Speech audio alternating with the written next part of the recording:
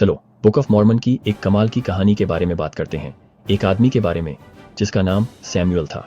Samuel एक लामनाइट था जिसने नेफाइट्स के बीच देखे गए दुष्टता के खिलाफ एक साहसिक कदम उठाया। बहुत सारे लैटर डे सेंट्स को सैमुअल की शहर की दीवारों पर खड़े होकर सुनने वालों सभी को पश्चाताप का उपदेश देने की कहानी बहुत पसंद है। कई लोगों ने उसकी बातें सुनी और विश्वास किया। जिन लोगों ने सैमुअल के संदेश पर विश्वास किया उन्होंने नेफाई की खोज की। उन्होंने अपने पापों को स्वीकार किया और प्रभु में बपतिस्मा लेने की इच्छा जताई।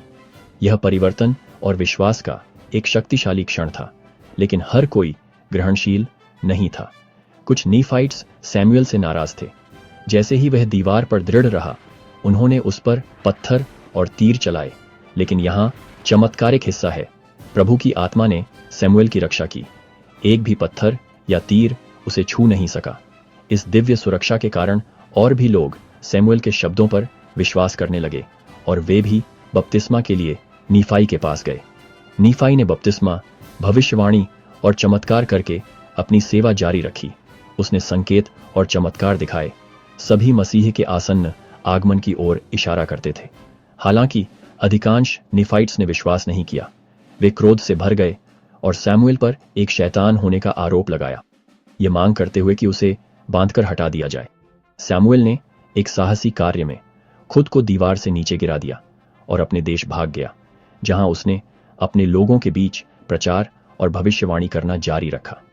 दुख की बात है कि नेफाइट्स के बीच उसके बारे में फिर कभी नहीं सुना गया। लोग अपने घमंड और दुष्टता में लगे रहे।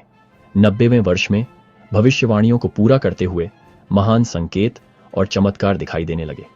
फिर भी अधिकांश लोगों ने अपने दिलों को कठोर कर लिया, आपस में संदेह और तर्क वितर्क किया।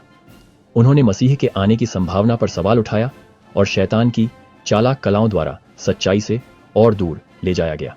चमत्कारों के बावजूद उनका अविश्वास बढ़ता गया और इसलिए नेफाई के लोगों पर न्यायियों के शासन का 90वां वर्ष लोगों के पतन की स्थिति के साथ समाप्त हुआ। यह कहानी हमें विश्वास की शक्ति और हमारे दिलों को कठोर करने के परिणामों की याद दिलाती है। दीवार पर सैमुअल का खड़ा होना साहस, दृढ़ विश्वास और सच्चाई के लिए खड़े होने के साथ आने वाली दिव्य सुरक्षा का प्रमाण है। सुनने के लिए धन्यवाद और याद रखें, विरोध कोई भी हो, अपने विश्वास में दृढ़ रहें। यह हेलामन की पुस्तक का अंत है। अगली बार तक ध्यान रखें।